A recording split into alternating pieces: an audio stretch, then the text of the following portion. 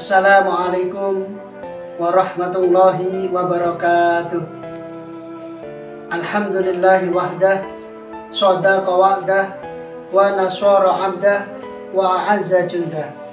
Assalatu wassalamu ala rasulillah Muhammad ibn Abdillah wa ala alihi wa sahbihi wa mawala. Amma ba'dah. Teman-teman yang dimuliakan oleh Allah Subhanahu wa taala, bertemu kembali pada malam hari ini dengan cerita-cerita dan kisah-kisah yang akan Anda ikuti pada malam hari ini. Pada malam hari ini kisah yang akan saya ambil, yang akan sampaikan nanti adalah kisah tentang kisah Nabi Nuh alaihi salam. Pada malam hari ini ceritanya saya mendapatkan cerita ini dari guru saya, yaitu Bapak Aris Nabhan. Guru saya sewaktu saya ngaji di MDHY Lirboyo, yaitu pada kelas 5 Ibtidaiyah sekitar tahun 2000, saya ingat dulu, tahun 2018 kalau nggak salah 18. Ceritanya begini, kita langsung mulai. Nabi Nuh ini adalah nabi yang mana beliau adalah nabi ketiga. Yang pertama adalah Nabi Adam, kemudian yang kedua adalah Nabi Idris, dan yang ketiga adalah Nabi Nuh. Nabi Nuh ini adalah nabi yang paling sabar banget. Dakwah selama 950 tahun, berarti 9 abad setengah, mendapatkan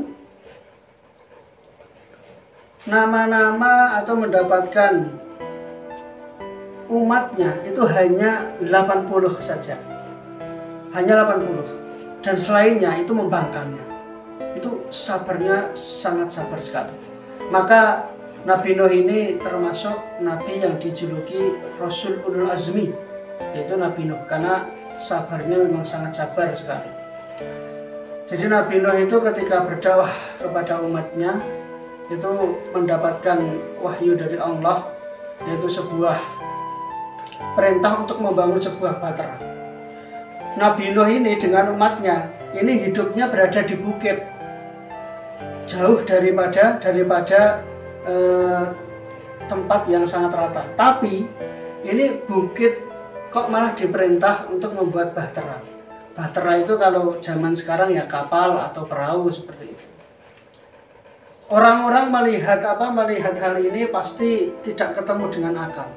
Masa di bukit kok membangun kapal, membangun perahu. Maka orang-orang yang melihatnya itu mencemooh, dan tidak sedikit yang menghina Nabi Nuh.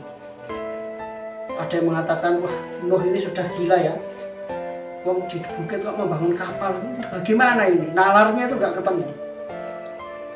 Setelah kapal dibangun, sudah mau jadi, ini berbondong-bondong orang menjahili kapal tersebut.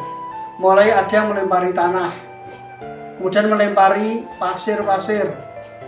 Nah, seharian Nabi Nuh dengan umatnya itu ro'an.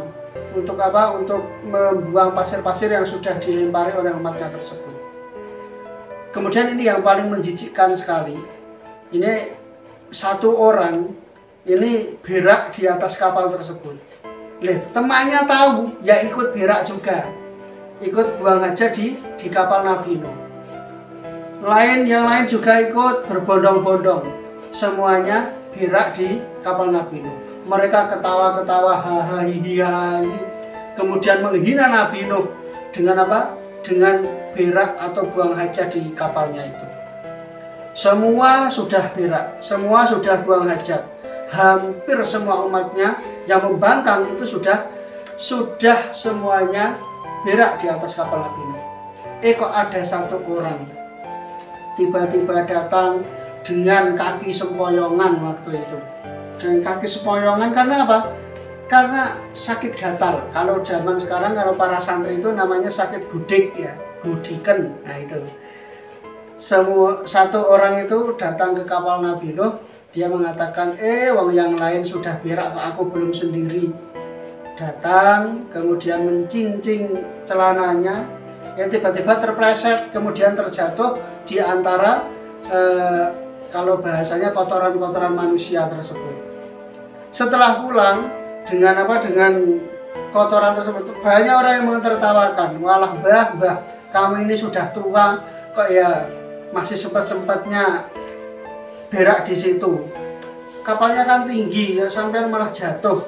Nggak apa-apa lele, yang penting saya juga ikut andil dalam mengkotori kapalnya Nuh itu yang agak sinting dan gila itu. Ternyata setelah 3 hari sakit yang begitu dirasakan oleh mbah tersebut itu kering, kemudian sembuh. Dia malah bisa jalan dengan santai. Orang-orang terkagum-kagum, kok bisa hanya dengan terpleset ke kotoran kapal tersebut kok malah menjadi sembuh, itu kok bisa. Akhirnya orang-orang yang lain itu malah pada penasaran. Ada yang sakit belek, sakit mata itu loh. Kemudian datang ke kapalnya Nabi Nuh, dulit dulit kotorannya, diilut-ilut, itu selama 3 hari sembuh. Kemudian ada yang sakit banyak sekali penyakit, semuanya datang ke kapal Nabi Nuh itu untuk berobat. Ada yang membawa gelas, ada yang membawa mangkok, bahkan ada yang membawa ember untuk mengambil kotoran itu. Katanya ini adalah obat ampuh. Nah, setelah melihat hal ini, Nabi Nuh itu juga agak batin. Loh, kalian buang-buang hajat sendiri kok diambil sendiri ya? Itu adalah kuasanya Allah lah. Nggak apa-apa, yang penting kita selalu bekerja. Akhirnya setelah semuanya selesai, kapal ini sudah dikasih layar. Semua berbondong-bondong umat yang patuh kepada Nabi Nuh, kemudian taat kepada Allah, semuanya diangkat, disuruh masuk ke kapal semuanya. Bahkan hewan-hewan juga disuruh masuk. Di waktu itu karena kapalnya juga terbatas, maka hewan yang masuk itu hanya kambing itu 1 pasang, kemudian ada sapi 1 pasang. Intinya adalah hewan-hewan ternak yang nantinya akan berguna pada masa depan mereka. Oke, semuanya disuruh masuk. Nah, setelah disuruh masuk, tiba-tiba awan mulai bergumpal, gelap sekali. Semua orang yang ada di kapal tersebut sudah mulai takut. Dia sudah harus siap meninggalkan anak istrinya yang tidak mau mengikuti petuah Nabi Nuh. Akhirnya banjir datang, hujan mengguyur, gelap gulita, kemudian petir menyambar-nyambar. Semua orang tak ketakutan. Kapal yang tadinya hanya santuy berada di bukit mulai oleng, mulai goyang-goyang, dan kemudian terbawa ombak arus banjir ke sana kemari. Orang-orang yang ada di bawah, mereka berteriak-teriak minta tolong, tapi mereka hanya minta tolong saja, itu sudah tidak bisa diatasi karena banjirnya sudah sangat besar. Bahkan kesombongan yang dihadapi oleh Nabi Nuh itu adalah anaknya sendiri, namanya Kan'an.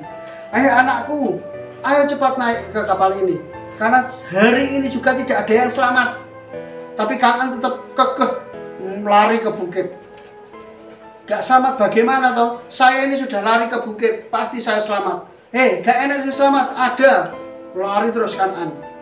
Kemudian Nabi Nuh dengan kasat mata melihat Kan'an tersambar, tersambar air, kemudian oleng ke sana kemari. Meskipun Kan'an itu adalah anak yang tidak patuh kepada Allah dan juga tidak mengikuti perintahnya, tapi karena sebagai seorang bapak dia juga sedih, anaknya juga ikut terseret oleh banjir tersebut. Jadi teman-temanku semuanya, ini adalah kisah Nabi Nuh, yang mana kisah ini adalah kisah Rasul Ulul Azmi. Nabi Nuh dan nabi-nabi yang lain ini diberi kekuatan, diberi wahyu yang sangat bagus sekali, sehingga derajatnya diangkat oleh Allah melebihi orang-orang yang biasa. Sekian dari kami, semoga bermanfaat.